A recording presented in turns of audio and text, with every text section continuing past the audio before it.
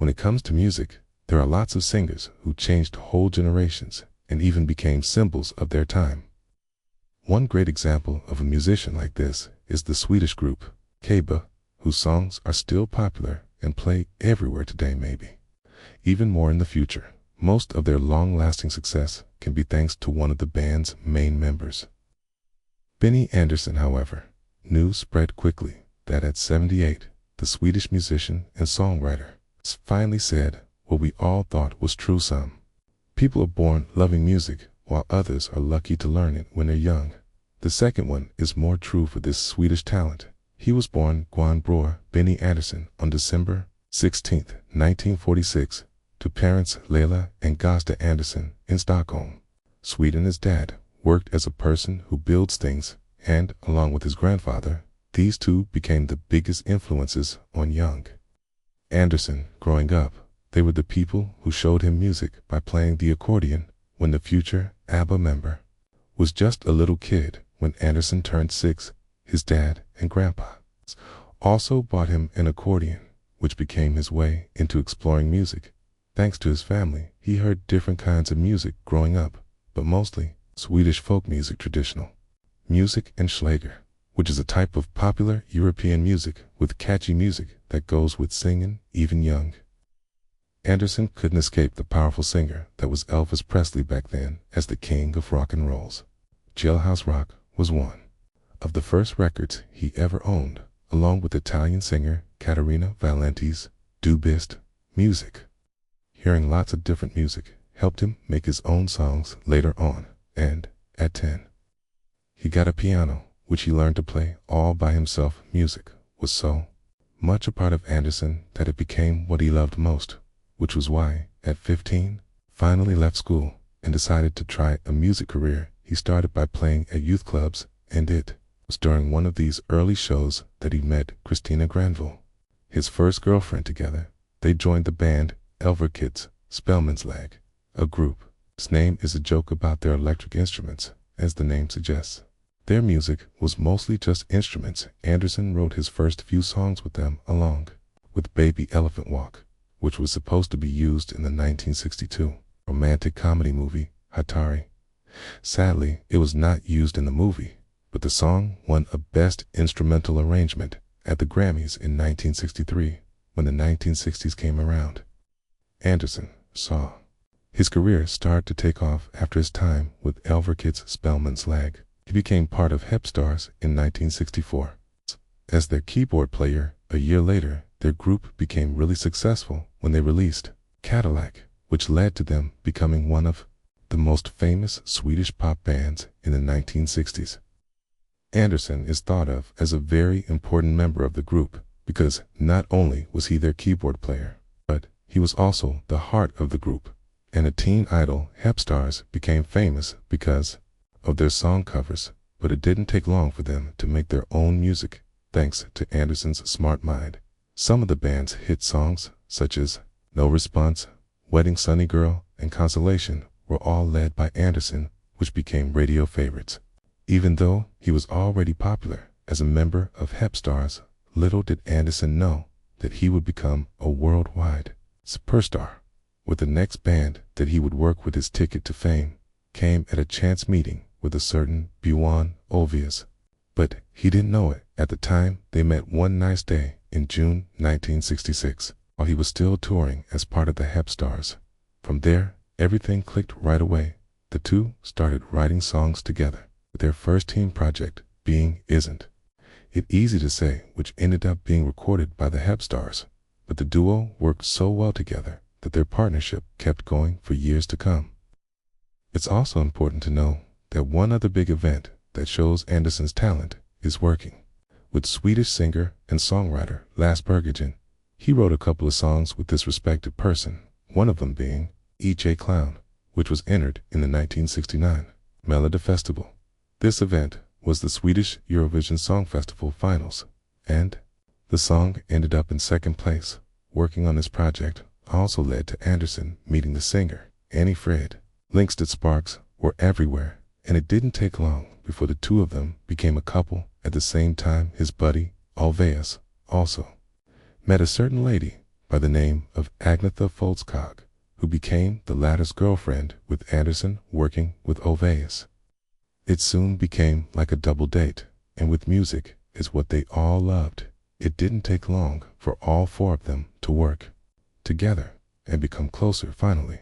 The partnership of Andersson and Oveus's songwriting minds paid off as they scored their first hits as songwriters with their work on Luva Sex Diodel, performed by Britta Borg and Spielman, which was performed by Hebstars with two talented female singers by their side.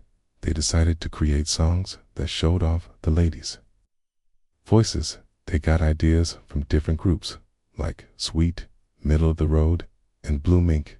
If there's proof that Andersson's work can be well liked and be a huge hit, is the fact that his team worked with Berghagen for HEJ. Clown came in second place at the Melota Festival by now. Andersson had kept the group of four he had formed with Oveus, Lyngstedt, and Folskog. They officially broke through the charts with their song Waterloo, which won the Eurovision Song Contest for Sweden in April 1974. The song was everywhere, and for the next 8 years, Andersson wrote different songs with Oveus. Overall, they released 8 full studio albums with ABBA, getting praise from around the world and worldwide success with hit after hit. ABBA unofficially broke up in December 1982, but interest came back, especially with Andersson's work on a certain hit musical that became a movie. Many people believe that Benny Andersson's best work was during his active days as an ABBA member. Little do they know, the amazing songwriter has a bunch of projects that got worldwide case, which made him one of the best in the business. Besides making their own music, Andersson kept working with Oveus, but this time they were asked to work on movies and stage musicals. Speaking of stage musicals, their first work in this type was Chess. In 1984, Andersson fully led this project with Elaine Page, Murray Head, and Barbara Dixon, with Tommy Kroberg and Björn Skifs as singers. To say it was a hit was not saying enough, since the album sold a huge 2 million copies worldwide. The following year, he released an album with Anders and Corinne Glenmark, the two who called themselves Gemini. Their second album, which had the track Mio, My Mio, became a soundtrack of the 1987 fantasy movie Mio in the Land of Faraway. Andersson also worked with Skifs on this album, and Andersson helped make the movie's music. Then, in 1987, Benny Andersson finally did something he should have done long ago. He finally released his first solo album, Klinga Mina Klocker, which means Ring My Bells. He worked on the full album by himself, and even played the accordion backed by Åsa Spelman on fiddles. A second album followed, called November 1989. Besides working on this personal project of his, Andersson became very involved in making music for movies and other projects. For one, he scored Lassie in 1990, which was performed by En Busk, a female singing group that was a start for other projects like it.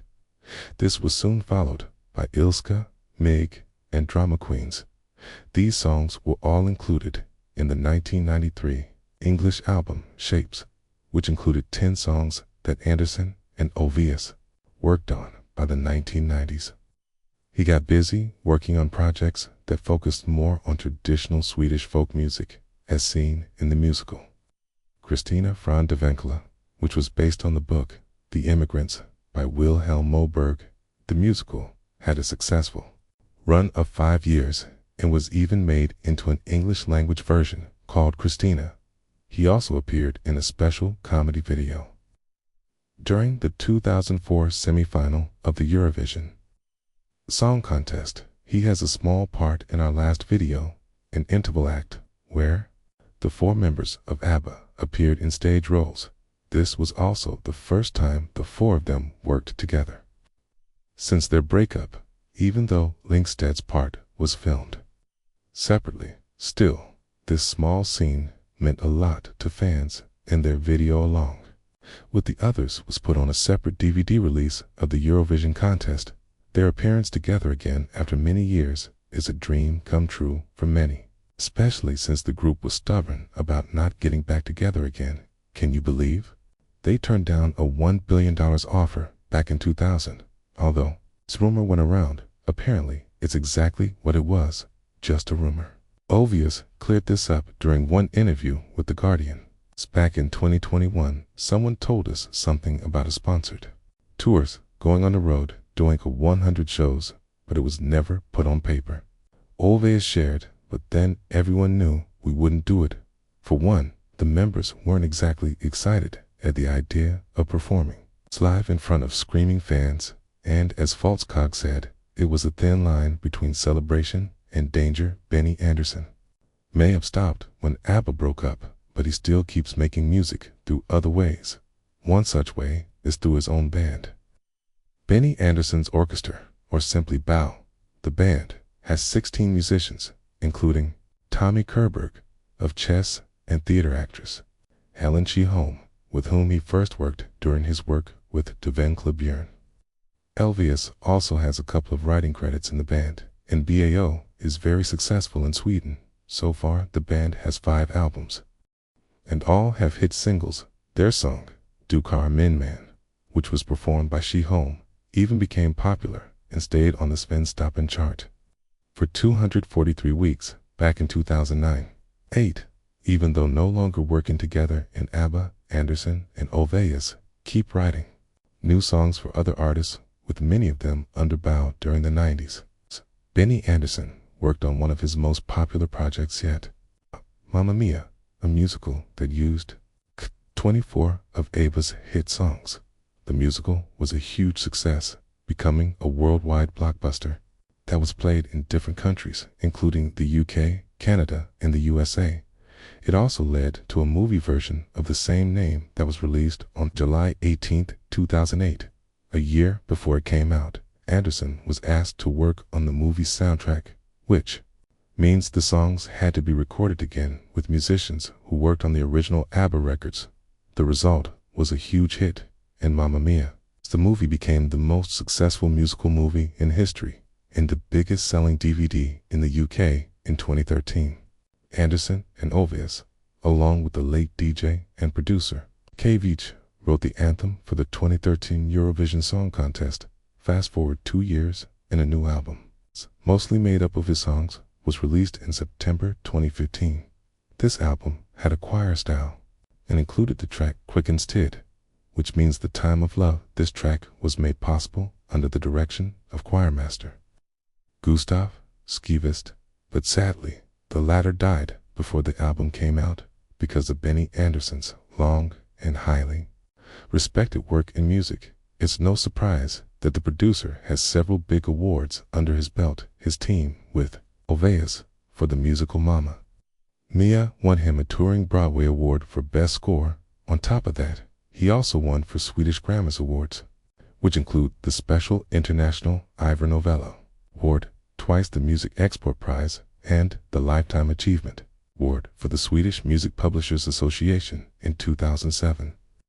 He was also chosen as a member of the Royal Swedish Academy of Music and got an honorary doctorate from the Faculty of Humanities of Stockholm University in 2008. In 2010, he and ex-wife Lingstedt accepted ABBA's award of getting into the Rock and Roll Hall, where during his acceptance speech, he talked about the influence of traditional European music and Swedish soul on ABBA's special style. Then, on March 21, 2024, Benny Andersson and the rest of the ABBA members were made Commander First Class of the Royal Order of Vasa by King Carl XVI Gustaf of Sweden. This marks the first time in nearly 50 years that the Swedish Royal Orders of Knighthood were given to the Swedes. Benny Andersson has an estimated net worth of $230 million. As far as the public knows, he was married twice before that. He was engaged to his girlfriend Christina Granville, but it ended in a breakup. Granville had 2 children with him named Peter and Helene, but she had full custody of them since. Andersson was at the peak of his career with the Hep Stars. Then, as we all know, he was in an 11-year relationship with ABBA member Fred Lingstedt, starting from 1969 until they called it quits in 1980, with the divorce finalized a year later. His second and current marriage is with Mona Norklit, a Swedish TV presenter. He married her the same year his divorce from Lyngstad was finalized in 1981.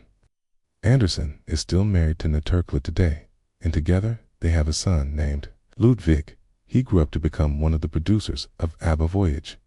ABBA Voyage is a virtual concert experience where their hit songs are performed by virtual avatars called avatars.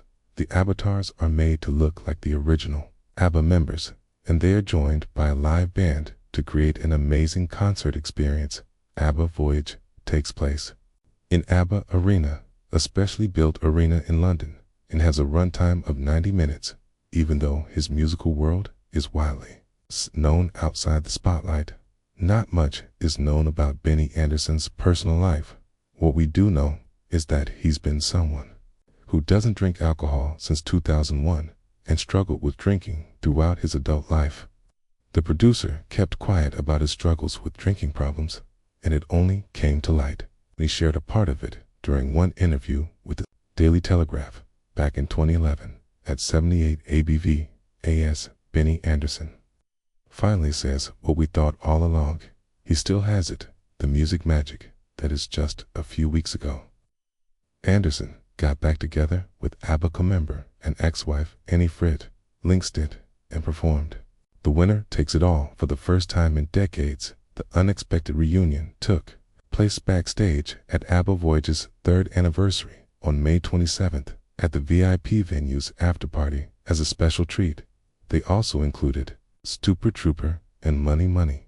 Money as part of the setlist. Besides their greatest hits, ABBA Voyage also has 10 new songs written by both Andersson and Ulvaeus, where they went against whatever changes have taken place in pop over the years since the band's end. This blind dive into the unknown was greatly liked in 2021, as seen in how their songs I Still Have Faith in You and Don't Shut Me Down were a huge success among today's listeners, not just their fans. In the same interview with The Guardian back in 2021, Ulvaeus and Andersson also shared their thoughts about using the avatars and how the latter were made to look like their younger selves. For some people their age, they choose not to take this road, since seeing the likeness of their prime brings up a feeling of sadness and lost youth.